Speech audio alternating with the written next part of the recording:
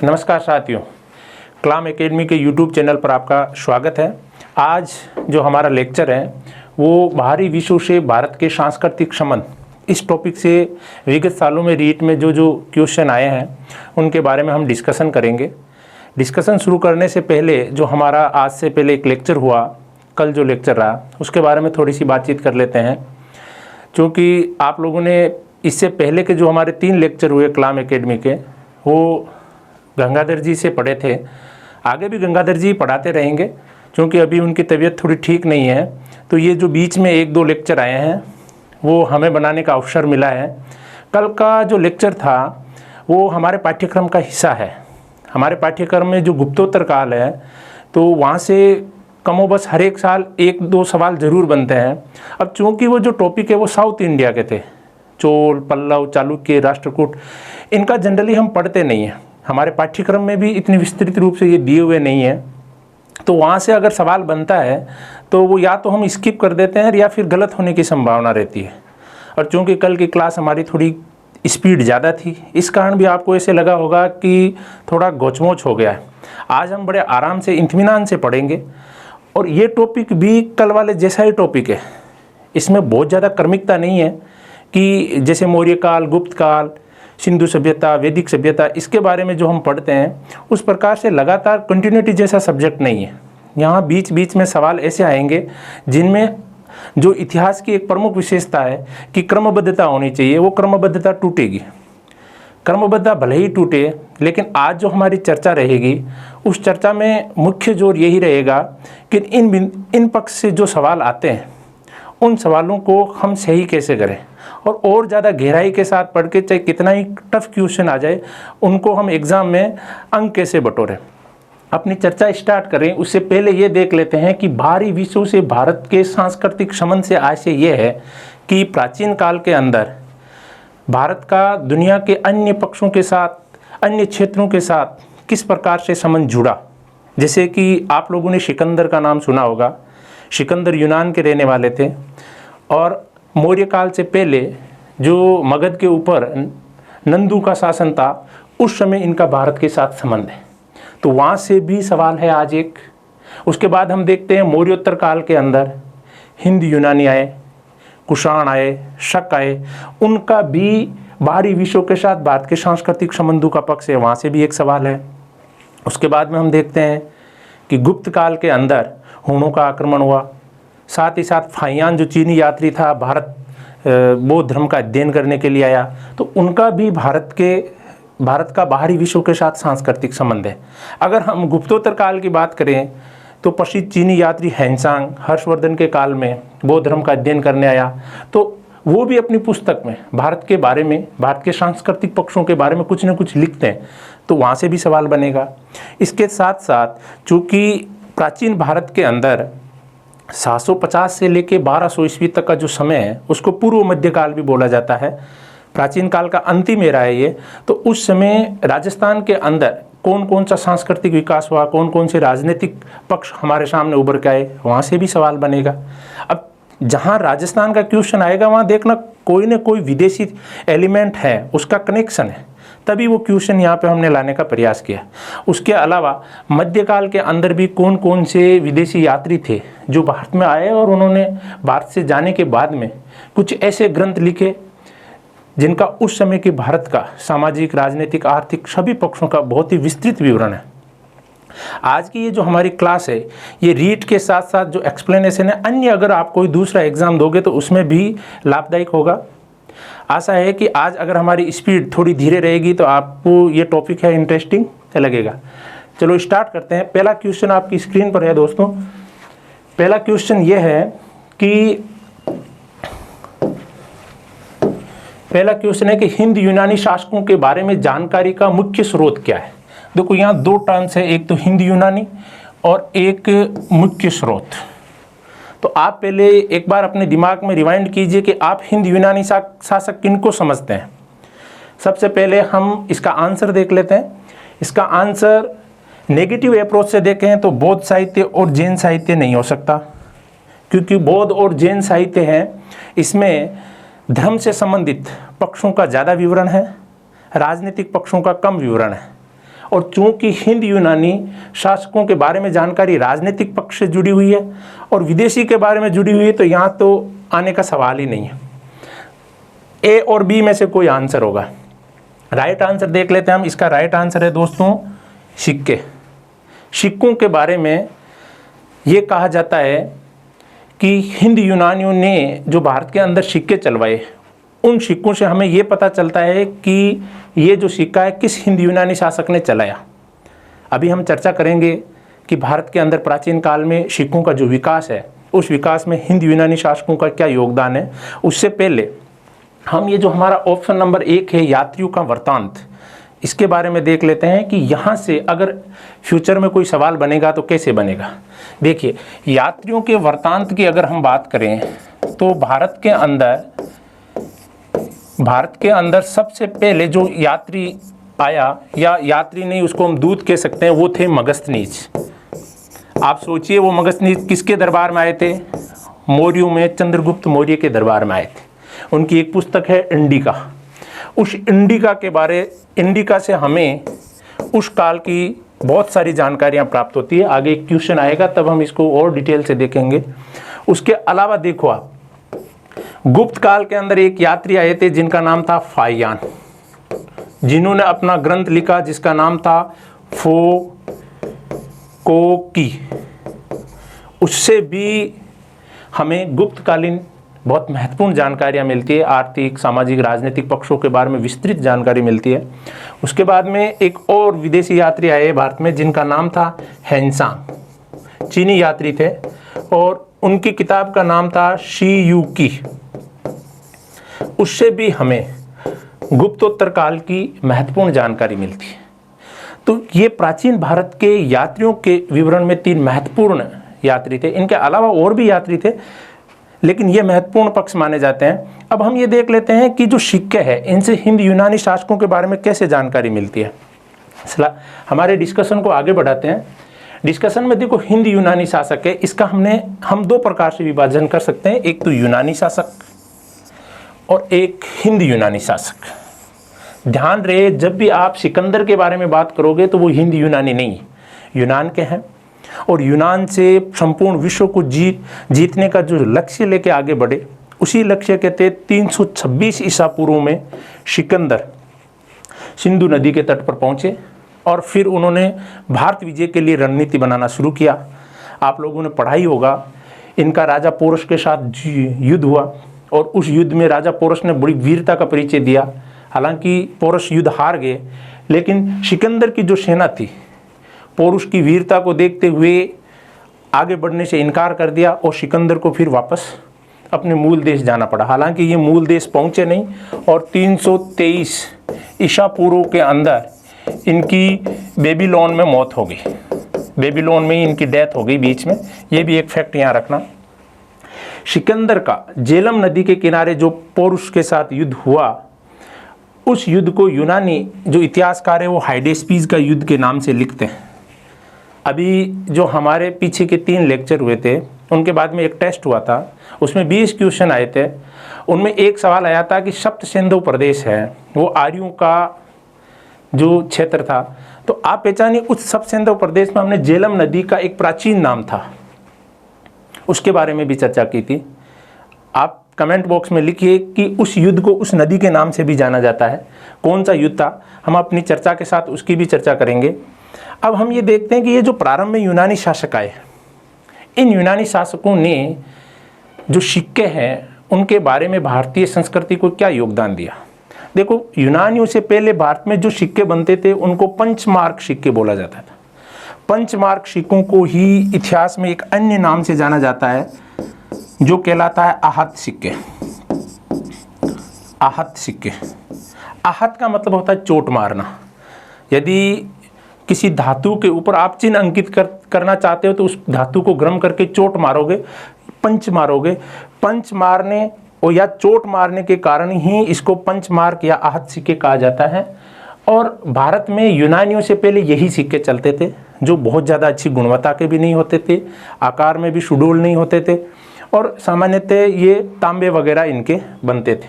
लेकिन यूनानियों ने यूनानी शैली में सिक्कों को एक स्पष्ट आकार देने का प्रयास किया और इसको अलूक शैली बोली जाती है यूनानी शैली में, कि एक बहुत ही व्यवस्थित तरीके से जो टकसाल में सिक्के बनाते हैं उस शैली में ये सिक्के बनाने शुरू हुए। हालांकि इस समय भी सिक्कों के अंदर जो सोना वगैरह इनका प्रयोग नहीं होता था, लेकिन यूनानी शासक सिकंदर का एक उत्तराधिकारी सेल्यूकस भारत में ही रह गया। भारत में रह गया मतलब कि ये भारत का जो इधर वाला एरिया था, अफगानिस्तान वाला एरिया, यहाँ बैक्ट्रिया वाले जोन में ये शासन करता रहा। और आपने मौर्य काल का डिस्कशन सुना, उस समय देखा होगा कि इस सेल्यूकस का 305 ईसा पूर्व में उस समय के मौर्य शासक चंद्रगुप्त मौर्य के साथ युद्ध हुआ और उस युद्ध में सेल्यूकस हार गया। सेल्यूकस हार गया तो दोनों के बीच में समझौता हुआ और उस समझौते के पश्चात कुछ प्रदेश हालांकि सेल्यूकस ने चंद्रगुप्त मौर्य को भी दिए, लेकिन सेल्यूकस के उत्तराधिकारी सेल्यूकस के बचे हुए क्षेत्रों में शासन करते रहे। उन्हीं के उत्तराधिकारियों में एक था जिसका नाम था डेमेट्रियस। ये डेमेट्रियस 183 ईसा पूर्व में उस समय के पंजाब क्षेत्र में वापस आता है और चूंकि ये यूनानी भी है और सेल्यूकस का उत्तराधिकारी है जो लंबे समय तक भारत में रह चुका है, तो इस शासक को हिंद यूनानी शासक कहा गया, यानी कि भारत और यूनान का मिक्सर। और ये भारत का पहला प्रथम हिंद यूनानी शासक था, हिंद यूनानी, जिसने पंजाब के क्षेत्र में अपना राज्य स्थापित किया। और इसकी अगर हम राजधानी की बात करें तो इसकी राजधानी हुआ करती थी शाकल। शाकल को बोला जाता है सयालकोट है, उसी को शाकल बोला जाता है। पाकिस्तान के अंदर एक जगह है जहाँ पर खेल का सामान वगैरह बहुत ज़्यादा अच्छा बनता है। प्राचीन काल में ये शाकल कहलाती थी। उसके बाद में एक शासक हुए इन्हीं के, जिनका नाम था यूक्रेटाइडस। यहाँ हम यूक्रेटाइडस की चर्चा इसलिए कर रहे हैं कि यूक्रेटाइडस ने अपनी राजधानी शाकल से हटा के एक जगह बनाई जिसका नाम था तक्षशिला। कल हमने चर्चा की थी तक्षशिला विश्वविद्यालय के बारे में। उस तक्षशिला को यूक्रेटाइडस हिंद यूनानी शासक ने अपनी राजधानी बनाया था। हिंद यूनानी शासकों में सबसे महत्वपूर्ण जो भारत में शासक हुए उनका नाम था मिनांडर। यहाँ जो हमारा क्वेश्चन था कि हिंद यूनानी शासकों की जानकारी हमें किन स्रोतों से मिलती है, वो यहीं से आंसर बनेगा। हमारा आंसर ऐसे बनेगा कि मिनांडर ने ही सर्वप्रथम, आगे चर्चा करेंगे, मिनांडर ने अपनी राजधानी वापस शाकल स्थापित की। इसके अलावा इतिहास में इसका सबसे ज़्यादा जो चर्चा है वो एक ग्रंथ के कारण है और उस ग्रंथ का नाम है दोस्तों मिलिंद पनो। हम चर्चा करेंगे अभी कि ये मिलिंद पनो वास्तव में है क्या। देखो, मिलिंद पनो ग्रंथ के अंदर हिंद यूनानी शासक मिनांडर और बौद्ध दार्शनिक नागसेन के बीच में दार्शनिक संवाद है। पाली भाषा में लिखा गया है ये ग्रंथ। बौद्ध साहित्य ज़्यादातर पाली भाषा में लिखा गया है। और इस मिलिंद पनो के अंदर नागसेन और मिनांडर चर्चा कर रहे हैं।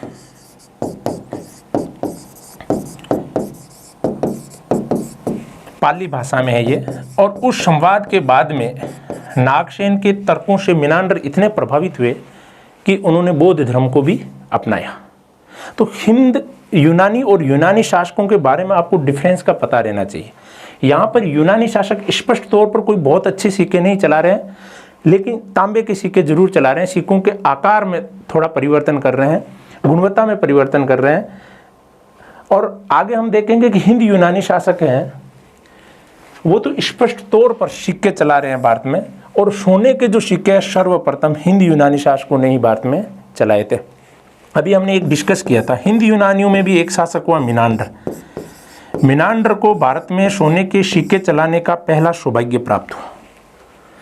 अब देखो, हिंद यूनानी शासकों के जो सिक्के हैं उन सिक्कों पर दो चीज़ें हैं जो भारतीय सिक्कों पर उस समय नहीं थी। इस कारण से इतिहास की जानकारी के जो प्रमुख स्रोत है हिंद यूनानियों के सिक्के ही बने। इसलिए बने कि इस पर राजा का नाम है, राजा का नाम है इन सिक्कों पर। तिथि अंकित है कि किस समय ये सिक्के जारी किए गए। उसके अलावा धर्म का परिचय भी मिलता है। धर्म का परिचय ऐसे कि इनका जो प्रिय देवता होता था उनका चित्र भी ये उन सिक्कों के ऊपर डालते थे। तो ये जानकारी, राजा का नाम, तिथि, धर्म, समाज इत्यादि के बारे में यदि पता चल रहा है तो ये मान के चलिए कि इतिहास के बारे में हमें जिन पक्षों से रूबरू होना है उनकी हमें जानकारी मिल जाती है। इसीलिए इतिहास के अंदर इतिहास के प्राचीन स्रोत जानने की एक अलग से शाखा पनपी, जिसको इतिहासकार बोलते हैं मुद्रा शास्त्र। और आपको पता है इन मुद्राओं का अध्ययन करके किसी शासक के बारे में आप बहुत अच्छी तरीके से जानकारी प्राप्त कर सकते हैं। कई बार एग्जाम में इसी का नाम आता है न्यूमिस्मेटिक्स, न्यूमिस्मेटिक।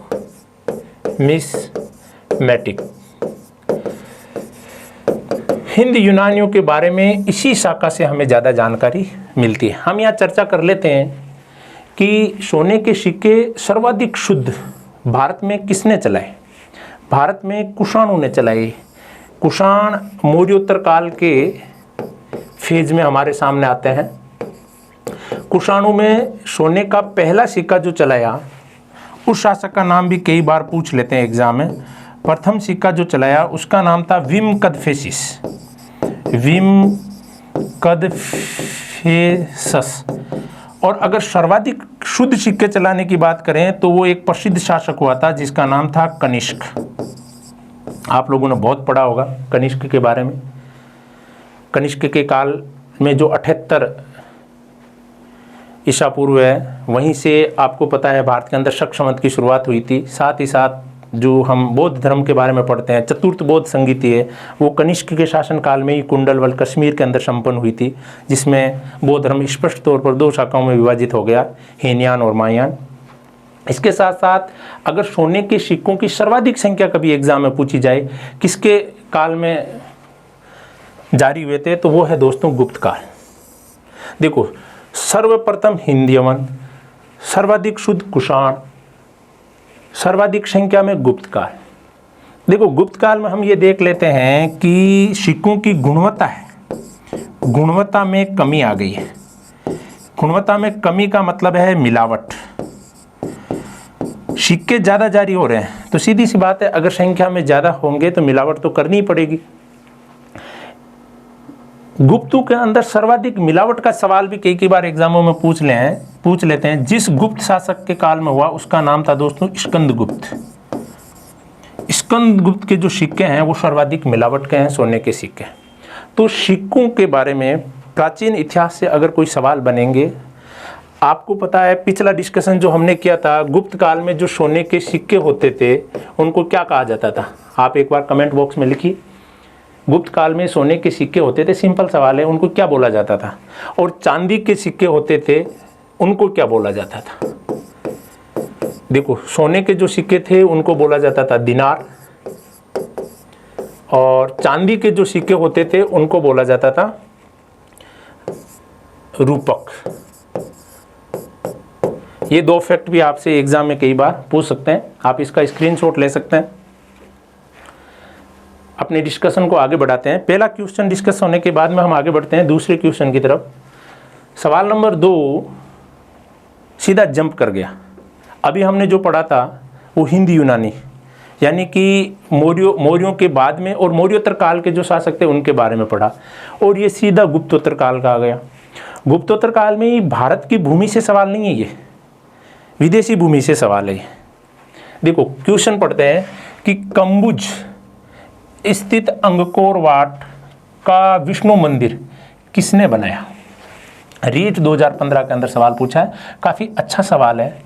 जब पेपर सेटर को माइक्रो क्वेश्चन बनाने हो, कुछ सवाल ऐसे डालने हो जहाँ पर स्टूडेंट कंफ्यूज हो या गलत करने की संभावना हो, वहाँ पर इसी प्रकार के सवाल बनते हैं। क्योंकि हम जनरली नॉर्थ इंडिया के, उत्तरी भारत के इतिहास को पढ़ते हैं, दक्षिण भारत के इतिहास को भी नहीं पढ़ते हैं। तो भारत से बाहर की किसी जगह का इतिहास पढ़ना तो संभव ही नहीं है। ये जो सवाल आया है ये दक्षिणी पूर्वी एशिया से आया है। कल हमने जो चोल शासकों के बारे में चर्चा की थी उसमें एक छोटा सा हमने डिस्कशन किया था राजेंद्र चोल प्रथम के बारे में। राजेंद्र चोल प्रथम जो 1014 से लेके 1044 तक चोलों का शासक रहा, उसी के काल में या उसके काल से बहुत समय पहले, उसके काल में तो हमने राजनीतिक विजय भी शुरू कर दी थी दक्षिण पूर्वी एशिया में।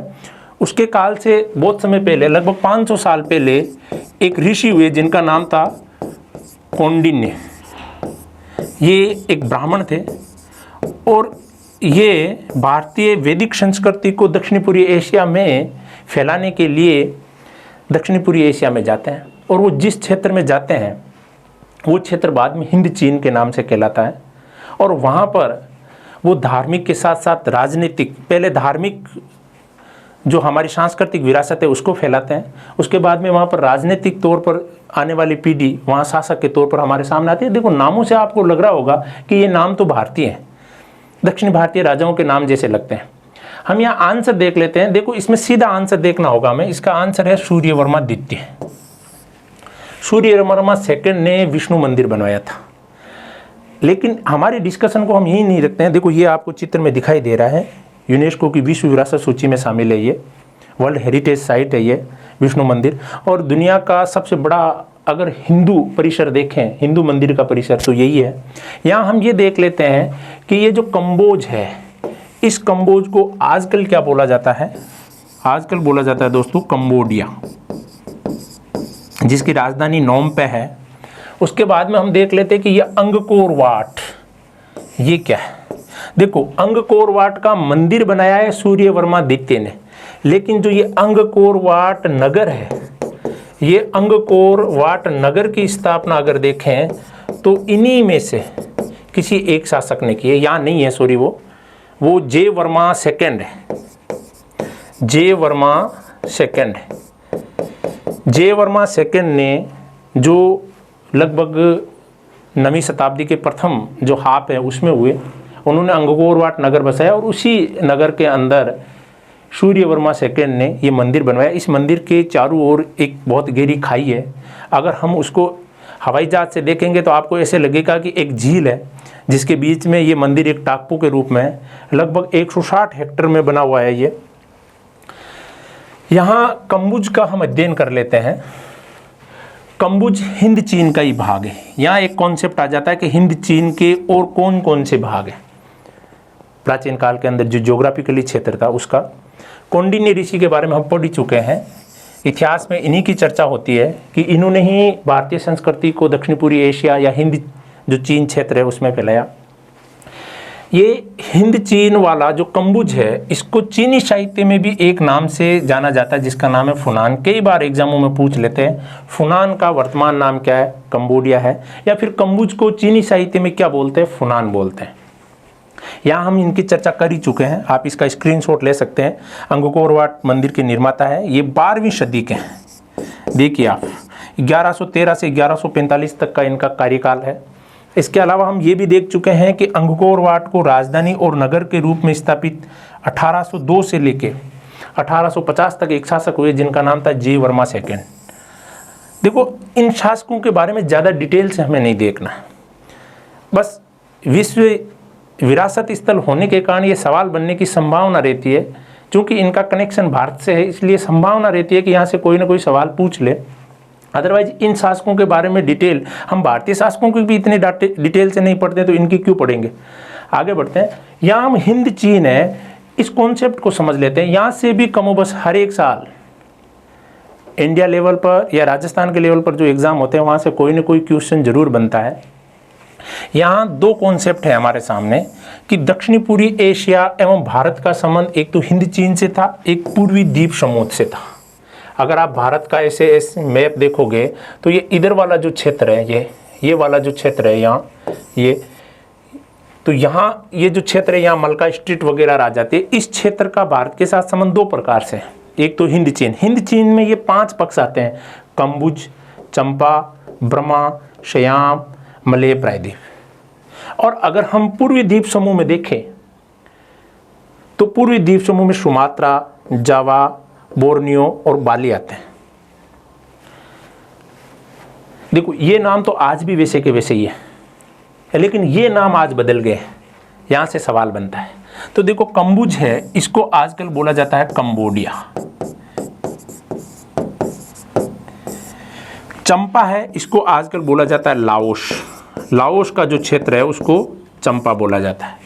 बर्मा को आजकल बोला जाता है म्यांमार, भारत का पड़ोसी देश है। सियाम है, इसको बोला जाता है थाईलैंड, बैंकॉक जिसकी राजधानी है। और मलय प्रायद्वीप को बोला जाता है मलेशिया, मलेशिया सिंगापुर वाला जो क्षेत्र है उसको। तो ये इसके वर्तमान नाम भी पूछ लेते हैं कई बार मैचिंग के अंदर। साथ ही साथ पूर्वी द्वीप समूह और हिंद चीन को भारतीय साहित्यों के अंदर, चाहे वो बौद्ध साहित्य हो चाहे संस्कृत साहित्य हो, उनमें अलग अलग नामों से पुकारा जाता था। इसको कहा जाता था स्वर्ण भूमि, हिंद चीन वाले को। और पूर्वी द्वीप समूह को कॉमनली कहा जाता था स्वर्ण द्वीप। देखो स्वर्ण स्वर्ण कॉमन है, लेकिन एक द्वीप है, एक भूमि है। याद ऐसे रखना, ये सब के सब सुमात्रा, जावा, बोर्नियो और बाली द्वीप है, इंडोनेशिया के द्वीप हैं। अभी आप कमेंट बॉक्स में बताइए कि इंडोनेशिया की राजधानी जकार्ता है, वो इसमें से किस द्वीप पर है। ज्योग्राफी का सवाल है, वर्ल्ड ज्योग्राफी का आ भी सकता है रीट में। ये चारों के चारों द्वीप है, सुमात्रा, जावा, बोर्नियो और बाली। इनमें से जकार्ता जो इंडोनेशिया की राजधानी है और प्राचीन काल में पूर्वी द्वीप समूह के नाम से, स्वर्ण द्वीप समूह के नाम से जाने जाते थे, वो किस द्वीप पर है। देखो राइट आंसर है इसका दोस्तों जावा। आप में से बहुत सारों ने राइट आंसर दिया है, लेकिन अभी ये जावा डूब रहा है और जावा की जकार्ता को शिफ्ट कर रहे हैं। इन चारों में से ही एक जगह राजधानी शिफ्ट हो रही है। ये करंट का सवाल है, किसी भी कॉम्पिटिटिव एग्जाम में पूछा जाएगा, खूब अभी लंबे लंबे लेख आ रहे हैं। अब इस जावा जो जकार्ता जावा पर है, इस जकार्ता को शिफ्ट कर रहे हैं। आप बताइए कहाँ शिफ्ट करेंगे। शिफ्ट करेंगे दोस्तों इसको बोर्नियो पर, और बोर्नियो दुनिया का सबसे बड़ा द्वीप है। इन द्वीपों की चर्चा करने के बाद में हम ये देख लेते हैं कि सुमात्रा और जावा को कंबाइंडली भारतीय साहित्यों में यव द्वीप के नाम से भी जाना जाता है। आपसे सवाल पूछेंगे कि कौन सा द्वीप यव द्वीप के नाम से जाना जाता था। इन तीन में को उठा लेंगे, इन तीन के साथ किसी एक और को जोड़ देंगे और पूछ लेंगे, तो वहाँ सुमात्रा और जावा को ही आपको टिक मार करना है। सुमात्रा और जावा, बोर्नियो के बाली के अंदर रामायण और महाभारत का इतना अच्छा प्रभाव है कि आज भी वहाँ पर रामलीला का आयोजन होता है। सांस्कृतिक प्रभाव का पक्ष यहाँ से देखा जा सकता है कि हमारे जो धार्मिक पक्ष हैं वो विभिन्न स्थानों पर कैसे होते हैं। आप एक बार इसका स्क्रीनशॉट ले लीजिए, फिर हम आगे बढ़ते हैं। मुझे लग रहा है कि आज हमारी स्पीड है वो ठीक होगी। अगला जो क्वेश्चन है वो है कि पेगन वंश का आनंद मंदिर कहाँ स्थित है। यहाँ दो सवाल है, एक तो पेगन वंश कहाँ का था, एक आनंद मंदिर के बारे में हमें चर्चा करनी है। आप एक बार इसका आंसर दीजिए कि इसका राइट आंसर क्या है। अगर आपने पढ़ा होगा, एनसीईआरटी को पढ़ा होगा, जो बोर्ड की किताब है हमारे माध्यमिक शिक्षा बोर्ड की, उसमें भी इसका जिक्र है। देखिए इसका आंसर पाकिस्तान नहीं हो सकता, क्योंकि हम अभी दक्षिणी पूर्वी एशिया या भारत के सांस्कृतिक संबंध पढ़ रहे हैं, तो उस समय पाकिस्तान का तो वजूद ही नहीं था। ये तो भारत का विभाजन होने के बाद में दो कंट्री बने हैं। अब भारत में है नहीं, क्योंकि भारत के सांस्कृतिक संबंध पढ़ रहे हैं तो भारत से बाहर ही होगा। अब इन दो में से कोई एक राइट आंसर है, या तो वो म्यांमार है या वो चीन है। अब आप में से कई लोग समझ गए होंगे कि जब आप पीछे चर्चा कर रहे हो म्यांमार, बर्मा वगैरह की, तो इसका राइट आंसर भी म्यांमार ही है। म्यांमार राइट आंसर हो गया। पेगन वंश, ठीक बात है कि म्यांमार के अंदर पेगन वंश के शासक होंगे और उन्होंने ये मंदिर बनाया होगा। आप ये बताइए कि आनंद मंदिर है किसका। मैं यहाँ ऑफ बता रहा हूँ आपको, लिख रहा हूँ, आप बताइए शैव है या विष्णु का है या जैन मंदिर है या फिर बौद्ध मंदिर है। आप कमेंट बॉक्स में बताइए कि ये आनंद मंदिर संबंध किससे रख रहा है, फिर हम अपनी चर्चा को आगे बढ़ाते हैं। देखो ये आप में से खूब सारों ने राइट आंसर दिया, ये बौद्ध मंदिर है। और ये कॉन्सेप्ट रहना जरूरी है, कई बार पूछ लेते हैं। ये जो आनंद मंदिर है ये पेगन वंश यानी कि ब्रह्मा, अभी हमने पढ़ा म्यांमार में बना, और बनाने वाले संस्थापक का नाम अगर पूछेंगे, जैसे अभी अंगकोर वाट का पूछा, तो उसका नाम है कयानजित। ये इम्पोर्टेंट बन जाता है। जब आपसे अंगकोर वाट के मंदिर निर्माता का नाम पूछ लिया 2015 में, तो 2020-21 के अंदर जो एग्ज़ाम होगा उसमें आनंद मंदिर के संस्थापक का नाम नहीं पूछेंगे, इसकी क्या गारंटी है। 1115 में इस मंदिर का निर्माण हुआ था ये बौद्ध मंदिर है। बौद्धों की एक शाखा है थेरवादी। तो थेरवादी बौद्ध से संबंधित है। एक चीज यहां आप और देखिए, म्यांमार के अंदर ही एक प्रांत है जिसका नाम है रखाइन। उस रखाइन प्रांत में बौद्ध और एक और संप्रदाय है जिसके बीच में संघर्ष हो रहा है। आप बताइए कौन सा है? रोहिंग्या। इनके बीच में संघर्ष हो रहा है। तो यहां से भी अनुमान लगा सकते हैं आप कि जो बौद्ध मंदिर हैं ये थेरवादी संप्रदाय के जो बौद्ध हैं, जो उग्र स्वभाव के होते हैं। जनरली महात्मा बुद्ध ने अहिंसा का सिद्धांत दिया था। सवाल उठता है कि ये लोग आपस में अभी लड़ रहे हैं तो अहिंसा को भूल के हिंसा पर कैसे चले गए? बौद्धों में भी अलग अलग है, हीनयान, महायान, थेरवादी। तो थेरवादी हैं वो हिंसा में बिलीव करते हैं और अपने अधिकारों के लिए अभी लड़ाई भी कर रहे हैं। यहाँ आनंद मंदिर के साथ साथ दक्षिणी पूर्वी एशिया में अन्य जो मंदिर हैं उनके बारे में भी हम चर्चा कर लेते हैं। अभी हम अंगकोर वाट मंदिर के बारे में चर्चा कर ही चुके हैं। इसके अगर संस्थापक की बात देखें तो वो है सूर्यवर्मा सेकेंड। ये विष्णु मंदिर है और आपको बता दें कि ये लगभग 162 हेक्टेयर में फैला हुआ है, यानी कि दुनिया का सबसे बड़ा हिंदू मंदिर है। और अगर इसकी बात करें तो ये यूनेस्को की विश्व विरासत सूची में है। यूनेस्को की विरासत सूची में भी इसको स्थान दिया गया है। बेगन का जो आनंद मंदिर है, बेगन और पेगन, बेगन जगह का नाम है, पेगन वंश का नाम है। वो बौद्ध मंदिर अभी हम देख ही चुके हैं, क्यानजित ने इसकी स्थापना की थी। उसके बाद में बोरोबुदुर, ये इंडोनेशिया में स्थित है, जावा के अंदर। इंडोनेशिया में अभी हम पढ़ रहे थे, जावा द्वीप के ऊपर ये एक मंदिर है और ये बौद्ध धर्म से संबंधित है। कहते हैं ये दुनिया का सबसे बड़ा बौद्ध मंदिर है। हालांकि देखो, बुद्धों में मंदिर नहीं होते, विहार होते हैं। लेकिन चूंकि आजकल एक ट्रेंड हो गया है उनको भी टेम्पल कहने का, तो बौद्ध टेम्पल बोलते हैं। ये भी यूनेस्को की विश्व विरासत सूची में, यूनेस्को सूची में आ जाते हैं। इसका आशय यह है कि बहुत ही महत्वपूर्ण है ये। यूनेस्को अगर किसी साइट को देता है तो या तो वो बहुत पुरानी है या उसका बहुत ज़्यादा रिचनेस है, बहुत ज़्यादा समृद्धता है, बहुत ज़्यादा महत्वपूर्ण है, इसलिए वो अपनी सूची के अंदर देता है। तो बोरोबुदुर जावा द्वीप में है, अंगकोर वाट कंबोडिया में है और ये बेगन का आनंद मंदिर है, ये म्यांमार में है। इसकी हम चर्चा कर ही चुके हैं। ये बोरोबुदुर मंदिर है, ये किसी एक शासक ने नहीं बनाया, लेकिन चूंकि जावा के अंदर जो शासक थे वो शासक एक वंश से कहलाते थे जिसका नाम था शैलेंद्र वंश। तो आपको ये भी याद रखना है कि बोरोबुदुर का जो मंदिर है वो शैलेंद्र वंश के शासकों ने बनवाया था। यहाँ से अगर मंदिर से संबंधित कोई क्वेश्चन आएगा तो आशा है कि आपके वो बन जाएगा। यहाँ हम बार बार एक चर्चा कर रहे हैं यूनेस्को की। देखो, यहाँ डिस्कशन करने का जो हमारा पर्पज़ है वो केवल ये नहीं है कि केवल इतिहास की चर्चा करते रहें। इतिहास के कुछ पहलू ऐसे होते हैं जिनको आप करंट के साथ या किसी दूसरे पक्ष के साथ जोड़ के पढ़ते हैं तो याद करना बड़ा आसान हो जाता है, रटना नहीं पड़ता है। यूनेस्को यूनाइटेड नेशन का एक पार्ट है, जो United Nation scientific educational cultural organisation के नाम से जाना जाता है। और अगर इसके मुख्यालय की बात करें, कहाँ है, आप एक बार कमेंट बॉक्स में बताइए यूनेस्को का मुख्यालय कहाँ है। सोचिए एक बार। हम आगे बढ़ते हैं उससे पहले स्क्रीनशॉट लीजिए और यूनेस्को का मुख्यालय बताइए, जो इस प्रकार के सांस्कृतिक स्थलों को सूचीबद्ध करता है। पेरिस है या यूनेस्को है, सॉरी न्यूयॉर्क है। देखो, इसका जो मुख्यालय है वो न्यूयॉर्क में नहीं है। जनरली न्यूयॉर्क लिखा होगा आपने, न्यूयॉर्क में तो यूनिसेफ का है। बाकी जो यूनेस्को है, नाम मिलते जुलते हैं, कंफ्यूज नहीं होना, इसलिए हमने चर्चा कर ली। यूनेस्को का जो मुख्यालय है वो पेरिस में है, शीन नदी के किनारे। फ्रांस की जो राजधानी है वही पेरिस है। अपनी चर्चा को आगे बढ़ाते हैं हम। अगर स्क्रीनशॉट नहीं लिया तो आप एक बार स्क्रीनशॉट ले सकते हैं। आगे बढ़ते हैं। अगला क्वेश्चन है, मेगस्थनीज किसका दूत था? अब हम थोड़ा पीछे चले गए, वापस मौर्य काल में आ गए। लेकिन मेगस्थनीज ने भारत के बारे में जो कुछ बताया है वो बाहरी विश्व के साथ हमारे सांस्कृतिक संबंधी है। मेगस्थनीज किसका राजदूत था? आप एक बार कमेंट बॉक्स में इसका राइट आंसर बताइए। देखो सिकंदर के काल में तो ये था ही नहीं, कट गया।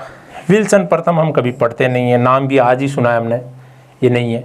बिंदुसार और सेल्यूकस, इसमें से कोई एक आंसर हो सकता है। अब चूंकि ये सेल्यूकस का राजदूत था और जिसके दरबार में आया था वो था चंद्रगुप्त मौर्य। ये राजदूत बनके जिसके दरबार में आया उसका नाम था चंद्रगुप्त मौर्य। यहाँ हम पहली स्लाइड में जब हमने हिंद यवन शासकों के बारे में चर्चा शुरू की थी उसी समय पढ़ा था यात्रियों के वृत्तांत में। अब हम केवल मगस्थनीज के बारे में पढ़ते हैं। इसकी पुस्तक इंडिका है, उसके बारे में देख लेते हैं। अगर मगस्थनीज से सवाल बनेंगे तो पहला सवाल ये बन सकता है कि वो भारत कब आया। 304 में आया और 299 ईसा पूर्व तक रहा, यानी कि 5 साल तक भारत रहा था वो। एक सवाल यहाँ से बन सकता है, अभी बनेगा। यात्रियों से संबंधित एक सवाल जो रीट में आया हुआ है वो हम डिस्कस भी करेंगे। इसने जो पुस्तक लिखी वो इंडिका है, यूनानी भाषा में है ये। देखो इंडिका मूल रूप से उपलब्ध नहीं है, मूल रूप से इंडिका जो मगस्थनीज ने लिखी वो नहीं है। उसके बाद में प्लूटार्क है, जस्टिन है, अरियन है, प्लिनी है, उन्होंने इसकी व्याख्या की है। उसके कुछ अंश मिले हैं और उन अंशों के आधार पर उनको एक्सप्लेन किया है। तो बहुत ज़्यादा प्रमाणिक नहीं मान सकते हम कि ये जो इंडिका के तथ्य हैं बाहर आ रहे हैं वो क्या वास्तव में मगस्थनीज नहीं लिखे। दूसरी बात, मगस्थनीज वापस यूनान जाके ये चीज़ें लिख रहा है, तो भारतीय संस्कृति को बिना भाषा, धर्म, साहित्य को जाने हुए अगर वो लिख रहा है तो उसमें थोड़ा सा हमें ये लग रहा है कि प्रामाणिकता है या नहीं। एक बहुत बड़े लेखक हुए स्ट्रेबो, उसने तो इसको बकवास बता दिया कि इंडिका पुस्तक कुछ भी नहीं है, इसमें जो कुछ भी लिखा गया सब गलत है। वो ऐसा भी नहीं है कि सब कुछ गलत है। जैसे हम देख लेते हैं, ये राजदूत थे सेल्यूकस के, और हमने पीछे चर्चा की थी 305 में सेल्यूकस और चंद्रगुप्त मौर्य के बीच में युद्ध हुआ। उस युद्ध के पश्चात 304 में ये दूत बन के चंद्रगुप्त मौर्य के दरबार में आए थे। इन्होंने भारतीय समाज के बारे में ये बताया कि समाज 7 भागों में बांटा था। ये सवाल जरूर बनेगा, मगस्थनीज ने भारतीय समाज को कितने भागों में बांटा था। सवाल आ जाएगा 4, 5, 6 और 7, तो वहाँ आंसर होगा 7। 7 कौन कौन से थे? दार्शनिक, कर्षक, शिकारी और पशुपालक, व्यापारी एवं शिल्पी, योद्धा, निरीक्षक और मंत्री। आप 7 को 7 याद रखने। अर्थशास्त्र के अंदर सप्तांग थ्योरी भी दी है, इसी के समकक्ष एक अर्थशास्त्र पुस्तक आई थी, आपको पता है 7 इनके हैं, तो वो भी आप एक बार देखना। अर्थशास्त्र के लेखक कौन है आप बताइए? अर्थशास्त्र के लेखक है कौटिल्य, जिनको चाणक्य कहा जाता है, और इसी काल के हैं वो, चंद्रगुप्त मौर्य के ही मंत्री हैं वो। और इन्होंने राज्य को चलाने के लिए सप्तांग थ्योरी दी है, सप्तांग सिद्धांत। आप देखिए सप्तांग सिद्धांत क्या क्या है, आपको पता चल जाएगा कि लगभग समाज के बारे में जैसे विभाजन किया है वैसे के वैसे ही राज्य के संचालन के लिए कौन कौन से अंग होने चाहिए, कौटिल्य ने अर्थशास्त्र के अंदर इसका विभाजन किया है। यहाँ हम ये देख लेते हैं कि जो समाज का विभाजन किया मगस्थनीज ने, उसमें सबसे महत्वपूर्ण जो स्थान दिया है वो दिया है दार्शनिकों को।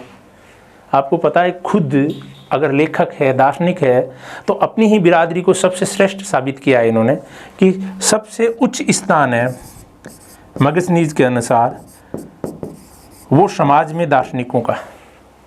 और वो ये कहता है सबसे ज़्यादा संख्या में इन 7 में से कौन हो सकते हैं? आप सोचिए उस काल में कौन हो सकता है?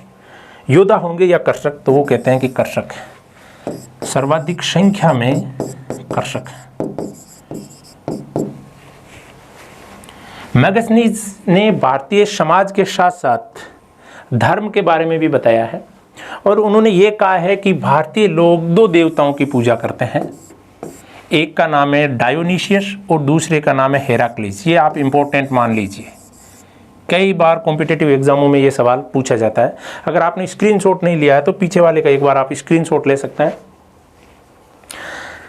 आगे बढ़ते हैं हम।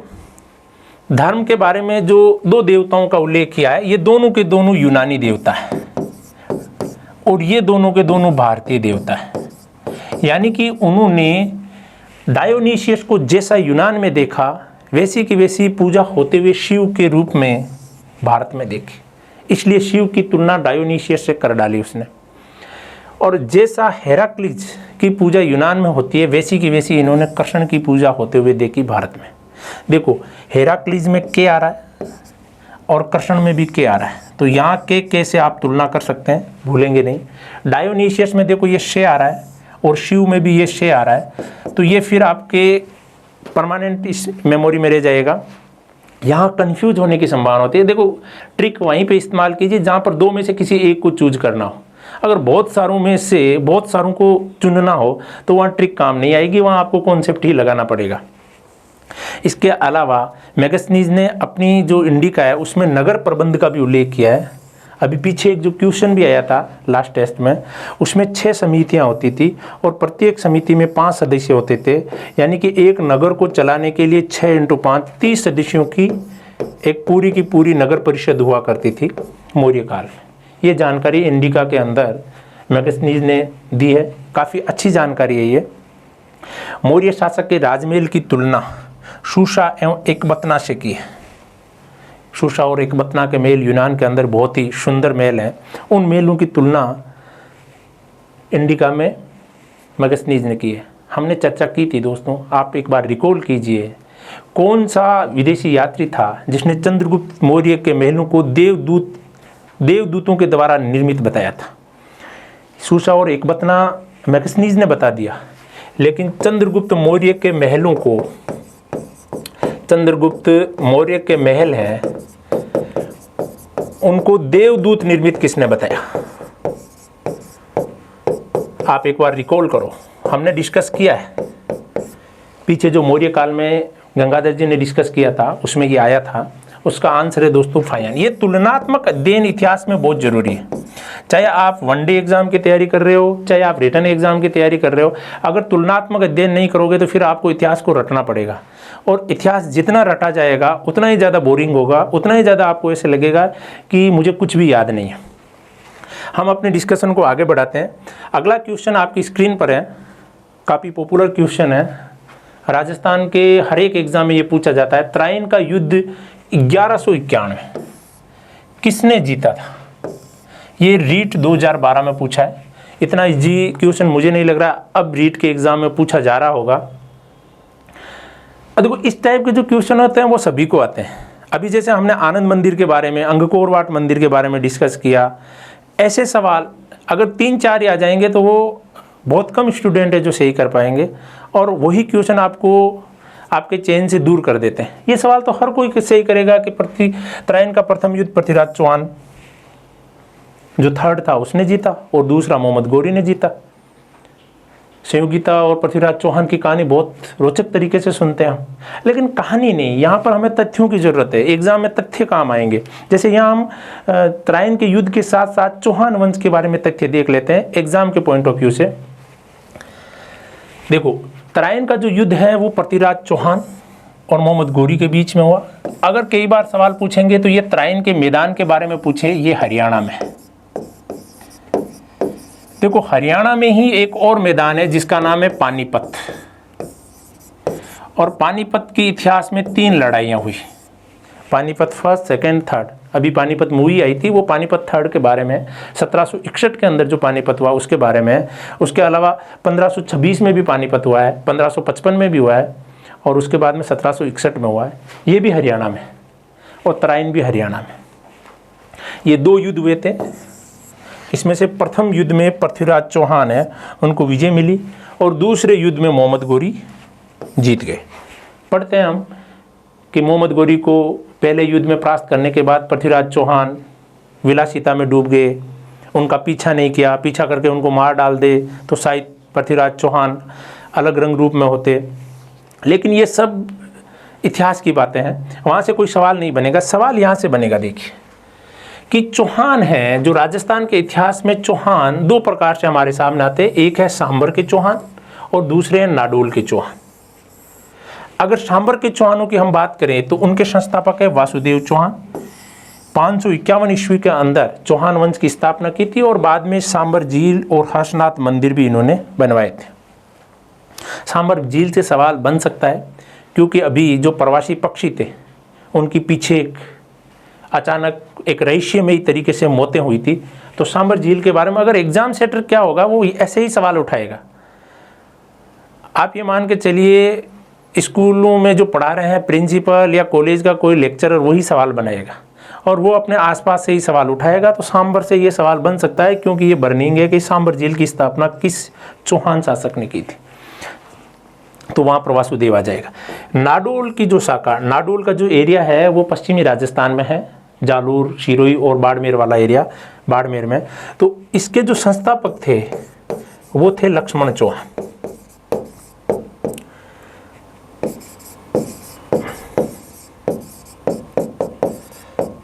हम ये देखते हैं कि सांबर के जो चौहान थे, इनसे एक आगे चल के जो बड़ा केंद्र उभरा सांबर के चौहानों का, वो था अजमेर। यहीं कर लेते हैं चर्चा। यहाँ जो एक बड़ा केंद्र उभरा वो थे अजमेर के चौहान। ये जो अभी क्वेश्चन आया हमारे, ये अजमेर के चौहानों का ही है। और अजमेर के चौहानों से ही फिर एक शाखा निकली जिसका नाम था रणथंबोर के चौहान। आपको पता है रणथंबोर के चौहान, जिसके संस्थापक गोविंदराज थे, 1194 में इसकी स्थापना की थी। इन्हीं के एक शासक हुए हमीर देव। अलाउद्दीन खिलजी और हमीर देव के बीच में जो संघर्ष हुआ वो रणथंबोर के चौहानों का ही संघर्ष है। अगर हम इधर देखें नाडोल के चौहान, तो नाडोल के चौहानों को फिर हम 3 भागों में बांट सकते हैं। एक भाग है जिसका नाम है शिवाना के चौहान, ये इधर आ जाएगा। पहला है जालोर के चौहान और फिर है बूंदी के चौहान। आपसे पूछ लेंगे कि बूंदी के चौहान है वे चौहानों की किस शाखा से संबंधित है, तो आप अजमेर मत करना दोस्तों, वो नाडोल के चौहानों से ही निकले हुए हैं। जालोर के चौहानों की एक शाखा फिर बाद में सिरोही क्षेत्र के अंदर चली गई और यहाँ से HM जो हेडमास्टर की परीक्षा हुई थी 2010 के आसपास, उसमें पूछा गया था कि सिरोही के जो चौहान हैं उनको किस नाम से जाना जाता है। उनको बोला जाता है देवड़ा चौहान। ये सवाल बना था यहाँ से। देवड़ा चौहान सिरोही क्षेत्र के अंदर अपना शासन करते थे, जो जालोर की ही एक शाखा से आगे बढ़े थे। शिवाना के चौहान शिवाना क्षेत्र के अंदर शासन करते थे। बूंदी वाले चौहानों से एक शाखा निकली जिसका नाम था कोटा के चौहान, और कोटा वालों से एक शाखा निकली जिसके नाम था झालावाड़ के चौहान। यानी राजस्थान के अंदर अगर चौहानों के बारे में आए तो आपको केवल अजमेर के चौहान से ही उसका लिंक नहीं बिठाना है। चौहान देखिए आप अजमेर के भी है, रणथंबोर के भी है, जालोर, शिवाना, बूंदी, कोटा, झालावाड़, हर एक जगह चौहान। तो ये एक ट्री बनता है चौहानों का। जब हम विस्तृत रूप से चौहान डायनेस्टी को पढ़ेंगे उस दौरान इनके संस्थापक और इनका इतिहास में क्या क्या योगदान है, जहाँ से एग्जाम में सवाल आने की संभावना है, वो भी देखेंगे। हम आगे चर्चा कर लेते हैं चौहानों के बारे में कि अजमेर के जो चौहानों के अभी हमारे क्वेश्चन में 3 शासक आए हैं, वो ये हैं अरुणराज, गोविंदराज और पृथ्वीराज चौहान। ये सेकंड नहीं है, ये थर्ड है, तृतीय है। देखिए 1133 से लेके 1155 तक अरुणराज शासक रहा। अजमेर में भी आप जाते होंगे, आना सागर जो झील देखते हैं जिस पे 12 दरी जहांगीर ने बनवाई है, वो अरुणराज ने ही बनवाई थी। अरुणराज ने ही पुष्कर में वराह मंदिर का निर्माण करवाया था। पुष्कर में ही ब्रह्मा मंदिर है और आपको पता है पुष्कर में ही रंगनाथ मंदिर है। पुष्कर एक धार्मिक स्थल है बहुत बड़ा जो राजस्थान का। उसके बाद में हम देख लेते हैं पृथ्वीराज चौहान। देखो पृथ्वीराज चौहान ने 1182 में चंदेश शासक परमर्दी देव को हराया था, परमर्दी देव को, और महोबा पर अधिकार कर लिया था। महोबा उनकी राजधानी हुआ करती थी। और 1184 के अंदर इसने गुजरात के चालुक्य शासक, उस समय जो चालुक्य शासक था वो था भीमदेव सेकंड, उसको परास्त किया था। उसके अलावा कनौज का शासक था जिसका नाम था घेड़वाल शासक जयदेव, उसके साथ भी इसके जो संबंध थे वो बहुत ज़्यादा मित्रतापूर्ण नहीं थे। हालांकि ये एक ही पारिवारिक संबंध से थे, लेकिन चूँकि हम इतिहास में पढ़ते हैं पृथ्वीराज रासो ने जो चंद्रप्रदेय में लिखा है उसके अनुसार कि संयोगिता और पृथ्वीराज की कहानी, इनके कारण मनमुटाव हो गया। वो एक अलग तथ्य है, एग्जाम में पूछने की कम संभावना है। इन्होंने रायपुतरा और दल पुंगल की उपाधि धारण की थी। यहाँ से सवाल ज़्यादा पूछेंगे। सवाल पूछेंगे ये कि कौन सा दरबारी पृथ्वीराज चौहान के काल का नहीं है। तो देखो, जयानक जिसने पृथ्वीराज विजय लिखी है, वागपति गोड़, वागीश्वर और पृथ्वीपट, ये चारों के चारों पृथ्वीराज चौहान के दरबार में थे। एक यहाँ हम लिख नहीं पाए, वो है चंद्रबर्दी, जिसने पृथ्वीराज रासो लिखा था। सवाल यहाँ से बनेगा, सवाल उन कहानियों से बनने की नगण्य संभावना है। कहानियाँ रोचक कर सकती है, आपके सिलेक्शन को ये तथ्य ही करेंगे। आगे बढ़ते हैं। आगे चौहानों के एक और बहुत बड़े शासक हुए विग्रहराज, 1158 से 1163 तक। ये दादा थे पृथ्वीराज चौहान के, और ये बहुत बड़े विद्वान थे। लेखक होने के कारण इनकी दो उपाधियां थी, एक का था कवि बांधव और दूसरा था कवि बंधु। इनको इस नाम से भी इतिहास में जाना जाता है। इन्होंने संस्कृत के अध्ययन के लिए अजमेर के अंदर एक पाठशाला बनाई जिसका नाम था सरस्वती कंठाभरण संस्कृत पाठशाला। आपको पता है, इसी पाठशाला को कुतुबुद्दीन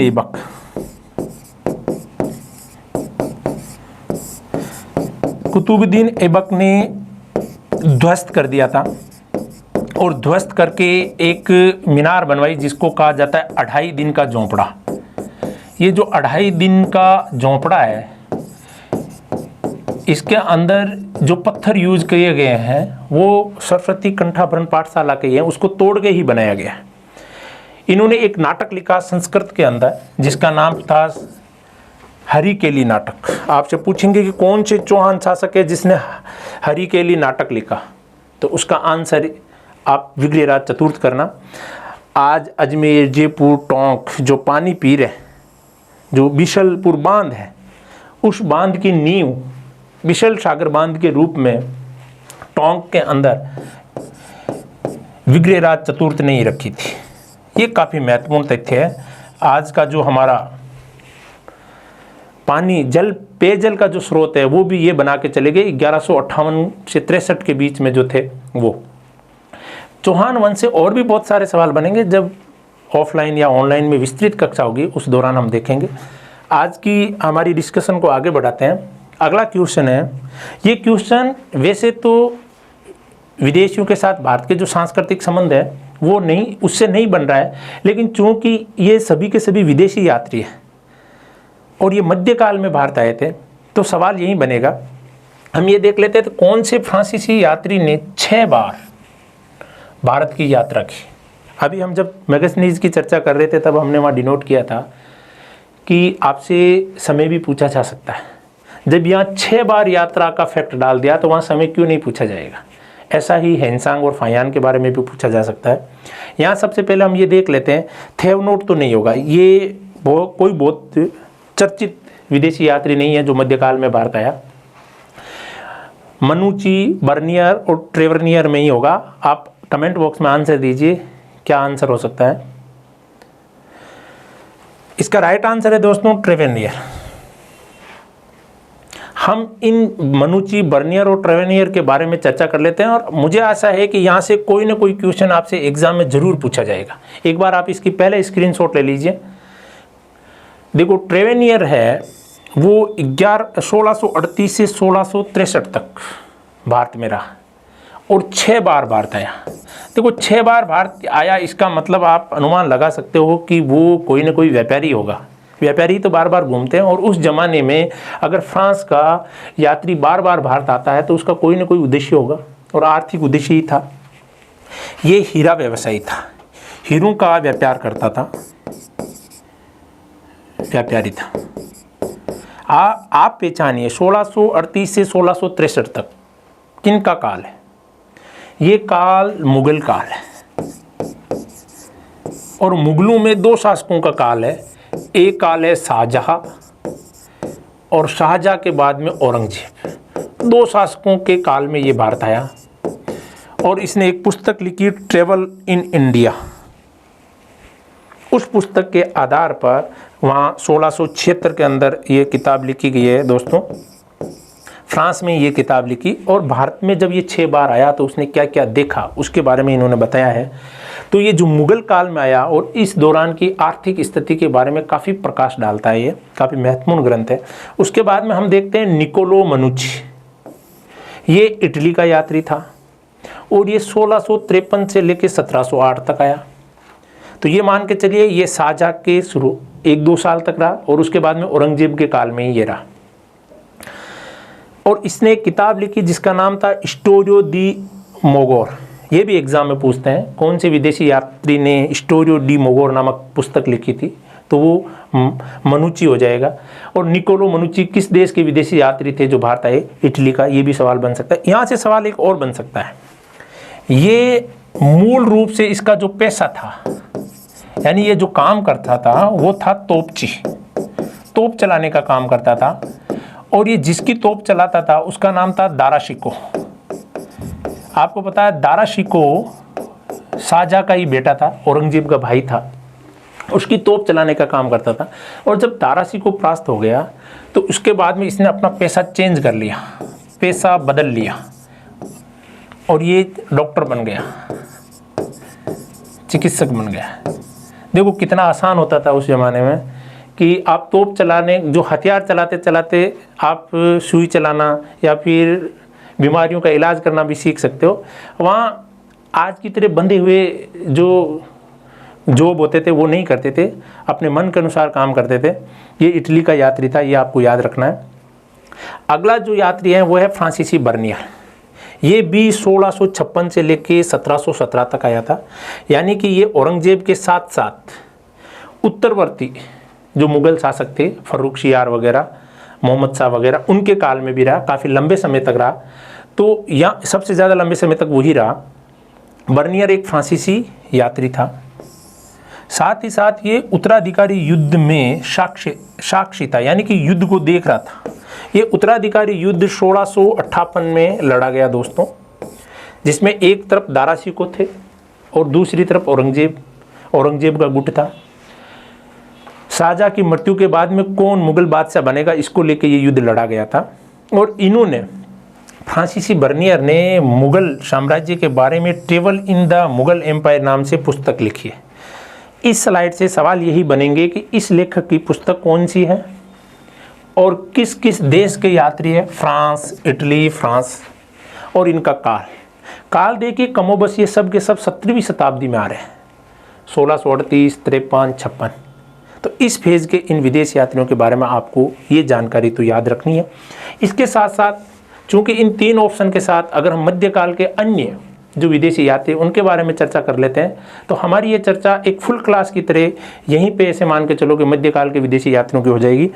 आप ये बताइए, भारत आने वाला पहला यूरोपीय की जब हम बात करते हैं तो हम बोलते हैं वास्को डी गामा। 1498 के अंदर आए थे वास्को डी गामा। उसके बाद में अंग्रेज़ों के बहुत सारे अधिकारी आए, यात्री आए, जिसमें सर टॉमस रो वगैरह, विलियम जेम्स वगैरह, उनकी सबकी हम डिटेल याद रखते हैं।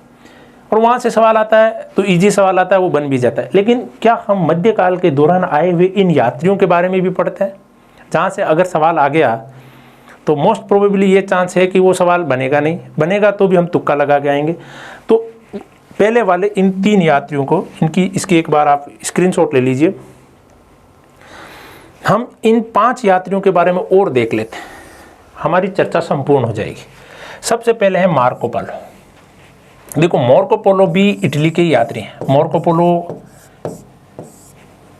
लगभग ये 1292-93 के अंदर भारत आए। ये भारत जिस शासक के काल में आए वो थे पांड्य वंश। पांड्यों का एक शासक था जिसका नाम था मारवर्मन कुलशेखर। इसके काल में ये भारत आए थे। एक बड़ा रोचक तथ्य है यहाँ पर, आप लोगों ने एक मूवी देखी होगी साउथ इंडिया की, रुद्रमा देवी। उस रुद्रमा देवी का उल्लेख इन्होंने किया है। ये किस वंश की थी? अगर पढ़ी है तो आपने सुना होगा काकतीय वंश की। काकतीय वंश की ये एक महारानी थी, शासिका थी। मध्यकाल के अंदर हिंदू शासिका, एक मुस्लिम शासिका हुई थी रजिया सुल्ताना, या फिर ये काकतीय वंश की ये। अब देखिए ये काल इस समय है सल्तनत का, मध्यकाल है। इनको एक उपनाम से भी जाना जाता है। मध्यकालीन जो यात्री है उन मध्यकालीन यात्रियों का राजकुमार भी कहा जाता है। आप ये बताइए, प्राचीन यात्रियों का राजकुमार किसे कहा जाता है? प्रिंस ऑफ पिलग्रिम्स हेनसांग को बोला जाता है। और मध्यकालीन यात्रियों के राजकुमार की बात आएगी तो वह है मार्को पोलो। इसके बाद में हम देखते हैं इब्न बतूता को। इब्न बतूता मूवी आपने देखी होगी, नसरुद्दीन शाह वाली, अरशद वारसी की भी भूमिका है उसमें।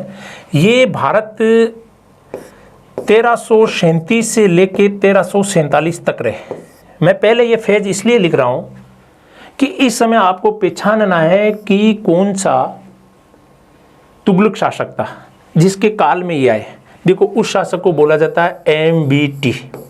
MBT यानी मोहम्मद बिन तुगलक, जिसको इतिहास में सन की शासक, पागल शासक, नए प्रयोगों वाला शासक, नवाचारी शासक, कई नामों से जाना जाता है। बहुत सारे नवाचार भी किए उन्होंने, हालांकि वो नवाचार सफल नहीं हुए। MBT के काल में ये भारत आया और 37 से लेकर 47 तक ये भारत में रहा। ये मोरक्को का रहने वाला था। मोरक्को साउथ अफ्रीका क्या, अफ्रीका महाद्वीप के अंदर एक देश है। आप देखना, जिब्राल्टर जो संधि है वो यूरोप और अफ्रीका को अलग करती है, तो जो अफ्रीका का जो पार्ट है वो मोरक्को ही है।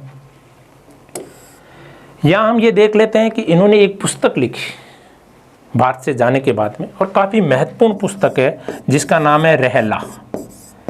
रहला पुस्तक है वो उस काल के, तुगलक काल के राजनीतिक, सांस्कृतिक और आर्थिक पक्षों पर काफ़ी रोचक प्रकाश डालती है।